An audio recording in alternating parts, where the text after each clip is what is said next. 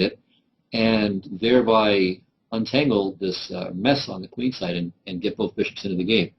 So of course black should play c4 here, queen b7, knight g to e7, knight h to f5, king f7, takes, and now kind of a funny continuation. Knight a5, knight c6, discovered check, knight takes queen, rook d8, and in this weird position, black is clearly better.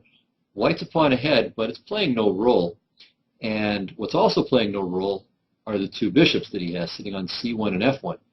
And of course, if they're not going to play any role, it's going to be tough for the rooks to play any role.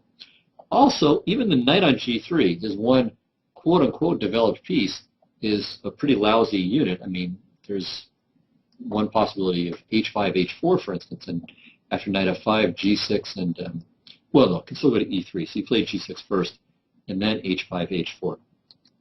So black has just everything going for him here. Okay, so that is a possibility if white tries to kind of make a break for it.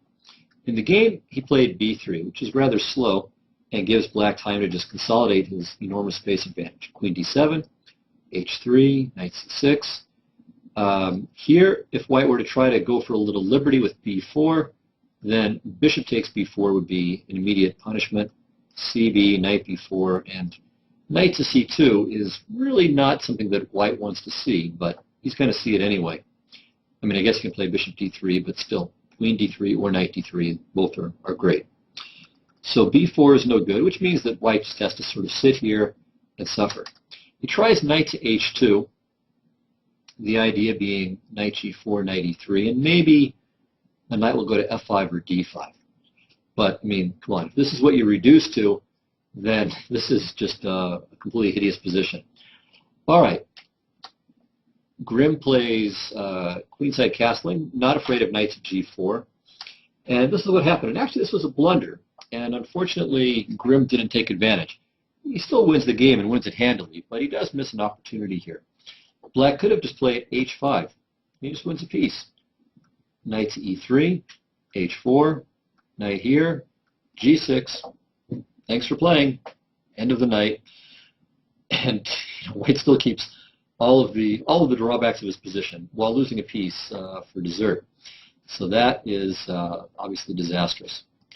So somehow both players missed that little thing, but nevertheless, white's problems are not at an end by any means. So bishop to c5, knight e3, knight g to e7. Maybe g6 is a little bit more precise, so white can't play knight to f5 and try to trade something, but it doesn't happen. Queen f3, and now a very good move by Grimm. He plays g6. He's not afraid of queen takes f6. And by playing g6, he thereby, again, closes down the operations on the knights. So after queen f6, which was not played, rook here, and now, for instance, okay, if queen g7, then h5, and all of white's pieces are in trouble. Queen is trapped, and h4 threatens to win a piece. It's just a nightmare, no pun intended. And if queen to g5, well, this is awfully bad too. h6, queen h4, rook f4, knight to g4, bishop takes g4, h takes g4, bishop f2 check, king to d1, and rook h to f8. And this is just, what a position, right? And white's the grandmaster. The threat is just to play bishop g3, followed by rook takes f1, which forces mate, rook f1, rook f1. Let's say queen e1. We'll assume he played queen takes g3 back, and then queen takes g4 is mate. So what a disaster.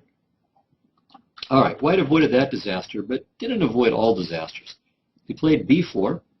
Black could play bishop takes e3, but bishop b6 is fine. a4, and now another very good move by black, f5. So after a5, bishop e3, white clearly can't take with the d pawn because of d2, and it's just mate next move. King e2, d1 queen, or bishop d2, queen d2 mate. If he takes with the queen, then of course f4 wins a piece right away. So that left f takes e3. And now, okay, the best move is maybe bishop to c4, but we're just talking about gilding the lily here. The move played in the game was fine as well. fe4, knight e4, rook h to f8, knight f6, queen d6. And, okay, the threat now is to go knight to d5 or knight to g8. and just try to win this piece on the pin, or maybe play bishop to d5. Maybe that's even better. So black's got all kinds of things going well, and white's got all kinds of problems. In the game, white plays b5, saying, hey, black, you've got some problems with your knight too. It's not just me with my lousy knights. And moreover, I'm going to play maybe a6 next and try to give checkmate. So that's a nice dream. Will it work? Of course not. e4, terrific move. And this puts an end to the fun for white. So what now? Well, if knight takes e4, then if nothing else, what do we do? Probably just queen to e5 is going to be quite simple and strong. And in the game, another try is if queen f4, then we take, and then knight to d4 is a nice move, just keeping white from getting any play on the queen side. cd, rook f6. And although black hasn't won any pieces yet, he is winning. Might even be a pawn down. No, material is even, but this is weak, and of course white is still playing without most of his army. In fact, all of his pieces are on their starting squares, even though at least he did manage to more or less open up lines for the pieces to do something. Okay, so that was what he should have played, queen to f4. In the game, he plays queen takes e4. And now it comes to a bumpy finish. Queen g3 check, king to d1, and bishop to b3 mate. So this, again, is what happens when you violate all kinds of rules in chess. So he didn't do anything to develop. He didn't control the center. Basically did just about everything wrong. And here are all of his pieces. So 4 of his 6 pieces are still sitting on their starting squares. The only pieces he's got out are the knight, which could have been taken in any move, and the queen, which was often under attack and in danger itself. So this is how not to play chess. And a very nice game. It's a good lesson on how to play chess against a higher rated opponent. Don't be afraid. And if the guy makes crazy moves and moves that are violating all the chess principles double check, make sure that you're not missing something. But if you don't see what's wrong with what you think is the right move, just play it. And as often as not, you're going to have good things happen to you.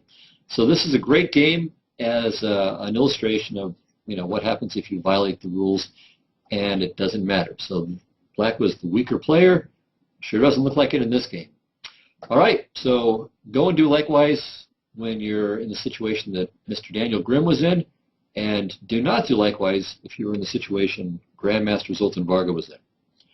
Okay, until next time, this is FIDE Master Dennis Monokroussos signing off for ChessLecture.com.